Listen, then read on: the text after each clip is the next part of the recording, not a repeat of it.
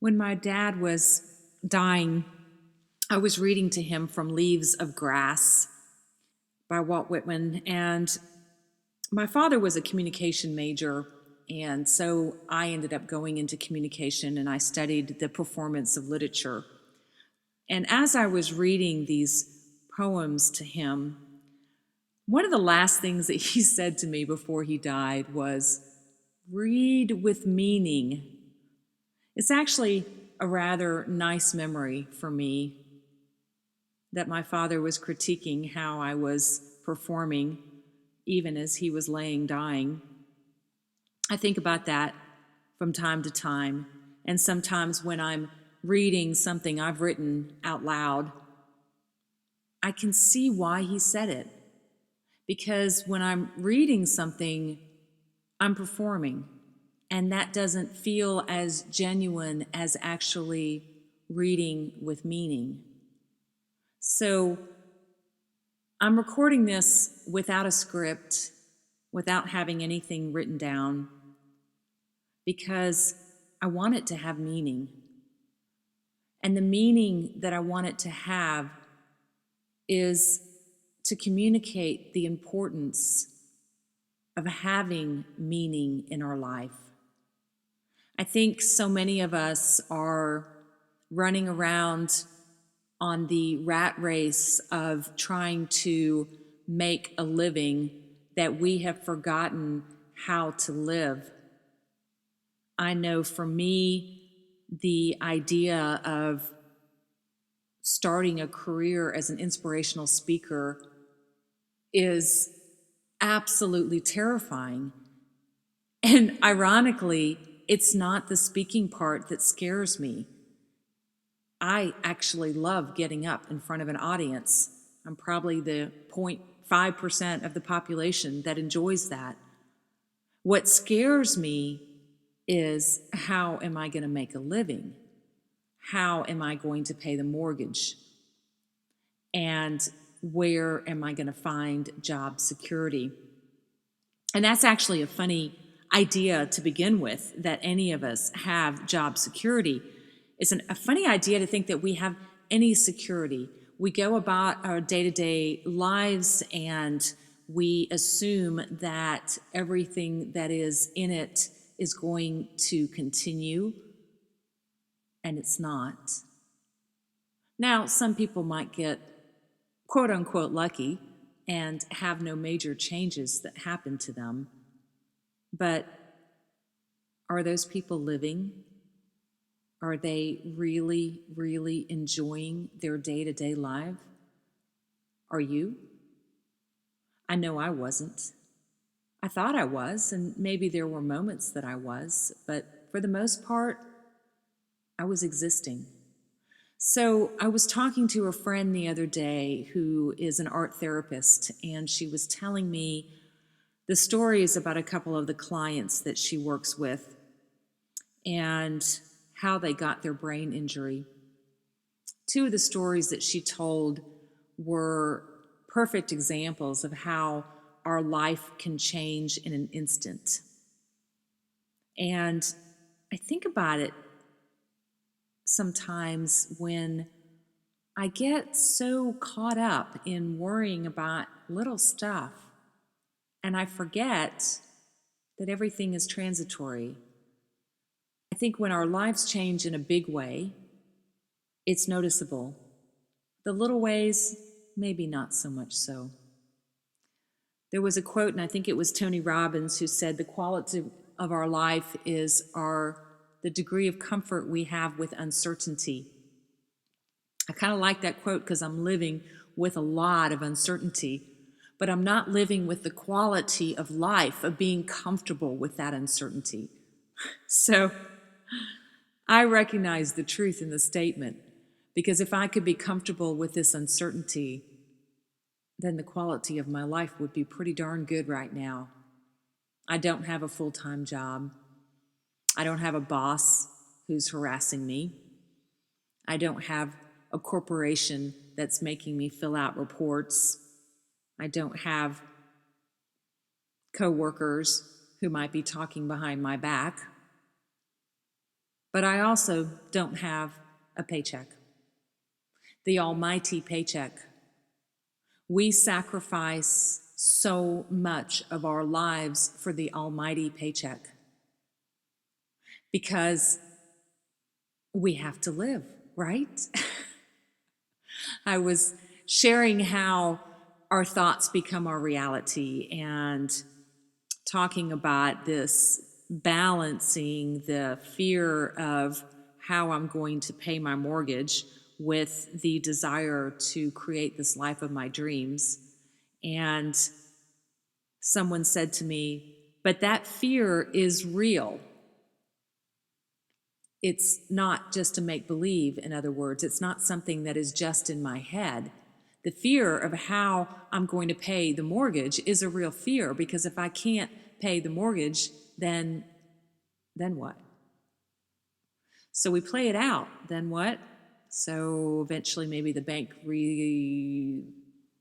gets my home again. I lose my house. I don't have a roof over my head. Do I end up homeless? Well, geez, look what happened when Neil Douglas Walsh ended up homeless. He ended up having some pretty amazing insights. Or look what happened when Byron Katie got put into, I don't know, which a halfway house or someplace where she describes laying on the floor in filth and watching the cockroaches scutter across the floor before she had her aha. Eckhart Tolle talks about being ready to commit suicide before he had his aha. Well, what I want to know is, do you have to hit rock bottom in order to have the aha that finally wakes you up to living your life differently? Really? Because I sure don't want that. So then I'm back to, okay, so I know this concept that what we think about and what we focus and what we feel is what we are attracting and creating in our lives. But you noticed I put the emphasis on the word concept, because I can know this intellectually, but living it is a little more difficult.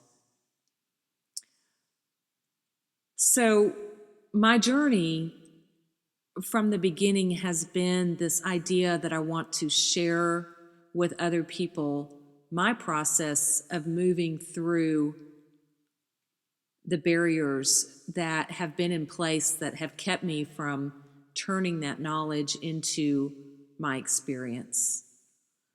I started out saying, I want to create a life of my dreams and follow me as I do this. I have felt like I needed to be able to demonstrate the power of my thoughts to create my reality before I could really teach it or begin it. And you know what? I still feel that way. But I know that if I keep my focus on that idea, then it's not going to take me into the direction that I want to go. There is an author named Laura Berman Fortgang who's written a book called Living Your Best Life. And she talks early on in the book about one of the really, really good wisdom questions is the what question. She says to find the appropriate what question, change the focus from details and information to outcomes. Get away from trying to understand the problem and move towards solving it. So I spent a lot of time trying to figure out what the problem is, who I want to talk to, what I want to talk about. And I haven't been spending much time on solving it. And I know the first step is to take action, take any action, take some action, move forward in faith. And so I'm taking action. Sometimes that action seems really small and doesn't feel like I'm really getting anywhere. As a matter of fact, I've said to many people, I feel like I'm back at square one. It's been almost 4 months now since I was laid off, and when I look back on what I've accomplished, I feel like I've accomplished nothing. And when I really look at what I've done, it hasn't been nothing. I started a blog. I've talked to a lot of people. I've thought a lot about what I care about, what I want to speak about. I've had lots of discussions. I've made a few video blogs. All of that seems so tiny compared to what I want to do. I want to be up on a stage sharing this information with hundreds, if not thousands, of people. And yet, it is by the tiny steps that we eventually get to where we're going to go. I think there was this illusion with me that I could be an overnight success and all I had to do was just start this blog and then I could write a book and I would instantly catapult me into this new career that I want to have. And as that's not happened so quickly, it's been really easy for my inner critic to sort of take over. So I've actually struggled quite a bit with this inner critic idea because I am incredibly hard on myself, and yet sometimes I feel as if I'm not hard enough on myself. I feel as if I should be doing so much more, that I'm wasting too much time with being distracted. And it's funny because I really have, I've been just sort of beating myself up over beating myself up. And even having the wisdom and the awareness that pushing the inner critic away is not the answer to this dilemma has not really helped me to embrace my inner critic. Well, I think there's the old saying, what you resist persists. So I'm still working on becoming friends with my inner critic. It's not an easy process, but then neither is committing to following a life of our dreams. As a matter of fact, I would say this is probably one of the hardest processes I've ever done.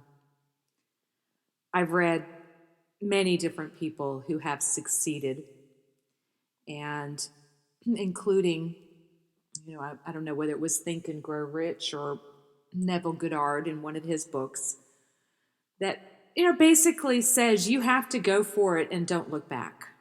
There can be no plan B. And I hate to admit, I still sort of have a plan B in the back of my head that, I guess I could always get a job. And, letting go of plan B was really, really difficult. So this is all to say that moving in the direction of creating what you want is a continual process, and it's something that one must not just have the intention to do, you must have the dedication and the commitment to do. I'm making this recording with no idea on how I will distribute it, who it will go to, or whether it will just sit with a lot of other things I've done unpublished. But I'm making it, and that's what's important. So today, if you're listening to this, I want to challenge you to take one small step in the direction of moving your life from a life that doesn't have real meaning to a life that you love. Take one small step to doing something that brings you joy. And that's all we need to do just for today is take one small step.